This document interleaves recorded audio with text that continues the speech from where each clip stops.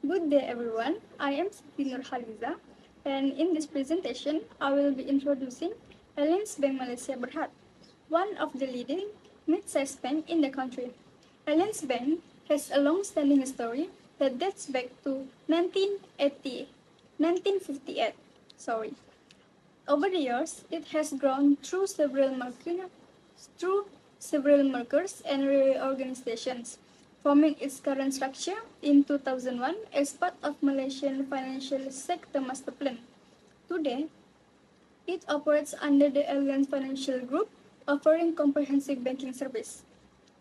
And in terms of organizational structure, Alliance Bank is a publicly listed company on Bursa Malaysia.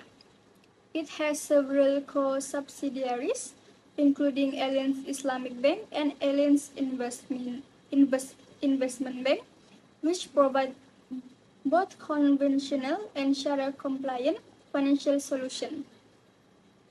As of the latest financial year, the bank recorded total assets of RM 67.2 billion and a net profit of RM 641 million. A return equity stands at 10.5%. Alliance Bank is well known for its strong focus on SME banking, digital innovation, and personalized financial service. It positions itself as a bank for life, striving to meet the evolving needs of individuals and businesses across Malaysia. My name is Nur Fadila, and today I want to explain the main product and services offered by Alliance Bank along with their future benefit and potential drawbacks. First, let's start with personal banking. Alliance Bank offers a range of personal banking services such as saving account, fixed deposit, personal loan, credit card, and home loan. One of the key features is the flexibility to manage your saving and spending easily through online banking. Customers also enjoy benefits like cashback and reward points through their credit card and quick loan approval with no guarantee needed. However, the interest rate for personal loan can be quite high for customers with lower credit scores, and not everyone may qualify for all products. The next one is business banking. This includes services like SME loan, trade financing, business current account, and cash management solution. Alliance Bank is known for supporting SME through their BizSmart solution, which also provide business tools and networking opportunity. This service can help business grow and manage their cash flow more efficiently, but the downside is the loan process can be lengthy and approval depend a lot on their business profile and custom and document provided. Now, let's look at Islamic banking. Through Alliance Islamic Bank, they provide Sharia-compliant financial products such as Islamic personal financing, home financing, and deposit account. This product follow ethical Islamic principle and profit is based on profit sharing instead of interest. It's a great option for customers who want financial service that align with their value. However, Islamic banking branch may be more limited compared to conventional one. And let's move to the last one. Lastly, digital banking. Alliance Bank has invested a lot in digital solution. Customer can open account instantly via the app and using online banking for most transaction. The benefit is clear, convenience and speed. You can even link your account with e-wallet and QR pay system. But sometimes user report bugs or app service disruption, especially during updates. So, Alliance Bank offers a wide range of products for individual and business, both conventional and Islamic. While most of their services are customer-friendly and digital-ready, there are still a few areas for improvement like loan approval time and app stability. I am Nur Amylya Syafiqah, and I am going to explain how digitization has transformed Alliance Bank, specifically its products and services, customer behavior, banking operation, and the overall financial landscape. Let's dive right into how things have changed in the digital age. First, let's talk about the bank's products and services. Now, with Alliance Online and their mobile app, customer can check their savings, make payment, transfer money, or invest all in real time. It means no need to go to the bank anymore. Also, applying for loans is way easier. You can do it all online, whether it is personal loan, home loan, or SME financing. We should say thanks to eKYC and digital verification tools. Alliance also introduced automated investment platform and wealth tools. This helps customers invest based on their risk level like low, medium, or high, all from their phone. Now, let's see how customers are behaving differently because of digitization. Today, more people prefer using online banking because it is fast, convenient, and always available 24/7. So yeah, fewer people are going to physical branches now. Also, customers want personalized services. Thanks to AI and data analytics, the bank can suggest products or give reminders based on each person's financial habits. And let's not forget, mobile apps have improved financial literacy. People are now more in control of their money. They can track spending, plan savings, and make smarter decisions.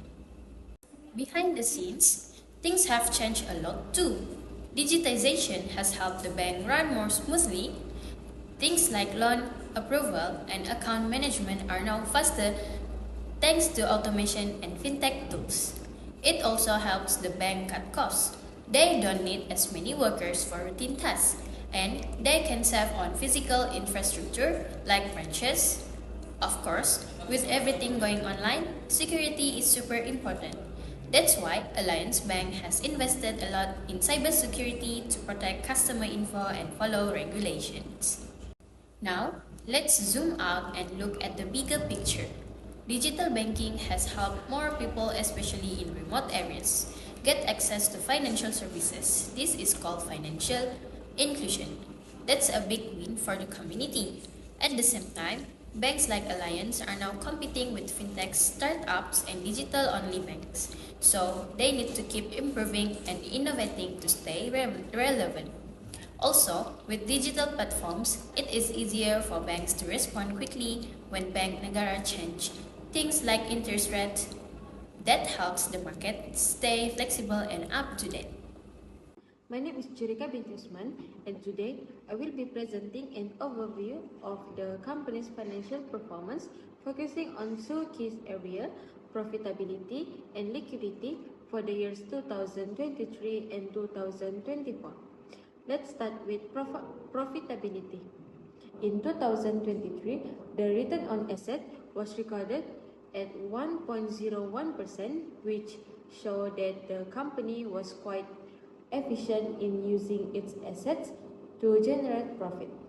However, in 2024, return on asset dropped to 0.8%, indicating a slight decline in efficiency and overall financial performance.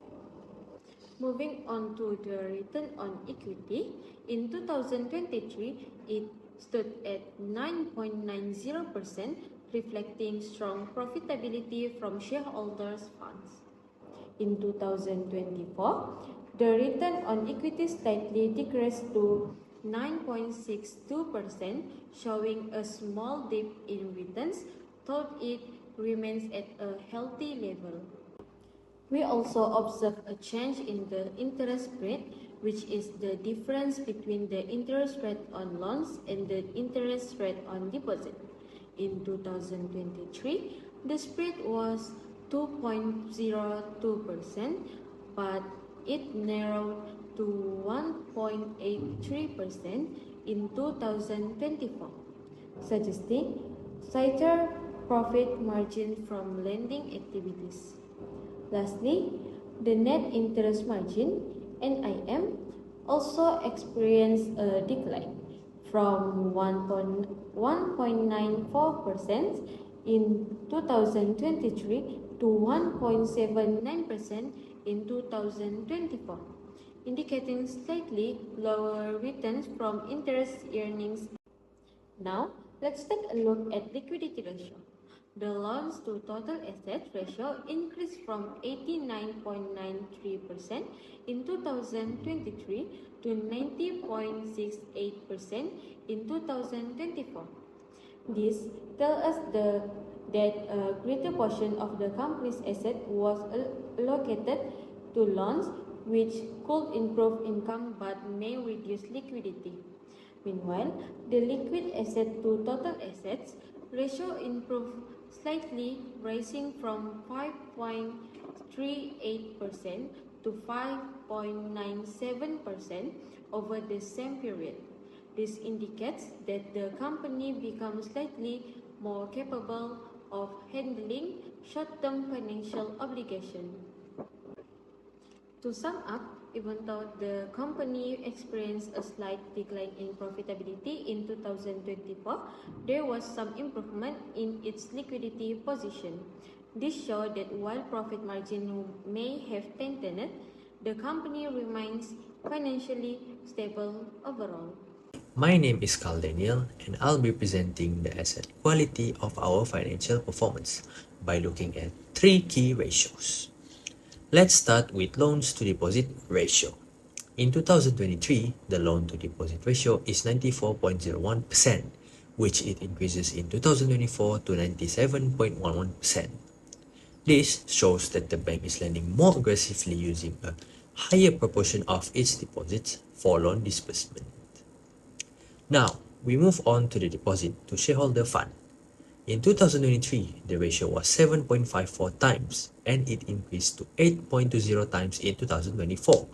This indicates that the bank is relying more on deposits compared to its own capital. Next, the performing loan ratio. In 2023, the ratio was 1.44% and it increased to 2.51% in 2024. The increase in the ratio is a signal of a growing credit risk of the company. Moving on to the capital adequacy, which measures the strength of the bank. The first ratio for capital adequacy is capital to risk-weighted asset ratio.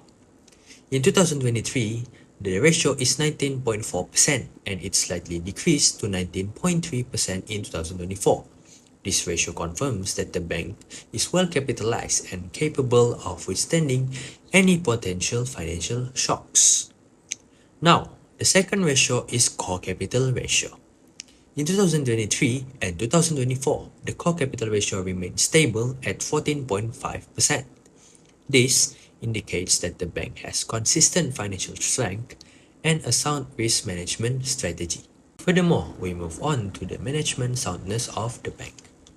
There is only one ratio to determine this, which is the administrative expenses to total expenditure ratio. In 2023, the ratio is 83.09%, which means that for every ringgit spent, 83 cents went towards administrative functions. In 2024, the ratio increased to 85.06%, which means that every ringgit spent, 85 cents went towards administrative functions. The increase in the ratio indicates that the administrative costs are growing faster than the total expenditure costs. I'm Izzahtul Izzyan. Today, I'll be presenting the financial performance of Alliance Bank for the year 2023 and 2024. We'll look at profitability, liquidity, asset quality, and overall financial health. Starting with profitability, the return on asset dropped from 1.01% to 0.8%, showing the bank becomes slightly less efficient in using its asset to generate profit. Return on equity also fell a little, from 9.9% to 9.62%, meaning shareholders earn slightly less than the year before. The interest spread narrowed from 2.02 to 1.83%, and the net interest margin dropped from 1.94 to 1.79%. This suggests tighter profit margins, possibly due to increased competition to lower lending rates. Next, on capital adequacy, the bank remains strong. The capital to risk-weighted asset ratio stayed around 19%, and the core capital ratio remained at 14.5%, showing a solid financial position. Lastly, for management soundness, Administrative costs as a percentage of total expenditure increased slightly, suggestion some improvement in cost management. Moving on to liquidity, the ratio of loans to total assets increased from 89.9 to 90.6%. Liquid assets also rose slightly, showing the bank is maintaining good short-term financial readiness. For asset quality, the loan-to-deposit ratio increased, and more notably, the non-performing loan (NPL) ratio rose from 1.44 to 2.51%. This shows that more borrowers are having trouble repaying loans, which raises the bank's credit risk. To sum up, 2024 was a mixed year for Alliance Bank. While the bank stayed strong in terms of capital and liquidity, profitability declined and loan risk increased. Going forward, the bank should focus on improving asset quality and growing income for long-term stability. To conclude, Alliance Bank's 2024 performance presents a balanced view of progress and pressure. While profitability declined and credit risk rose, the bank was able to maintain strong capital adequacy and show improvement in both liquidity and loan development. This indicates careful financial structuring despite operational challenges. Operational costs did increase slightly, but overall, the bank's fundamentals remain sound and steady. Moving forward, it's clear that maintaining long-term financial stability will depend on tighter control of asset quality and stronger cost efficiency. These areas will be critical for driving future growth.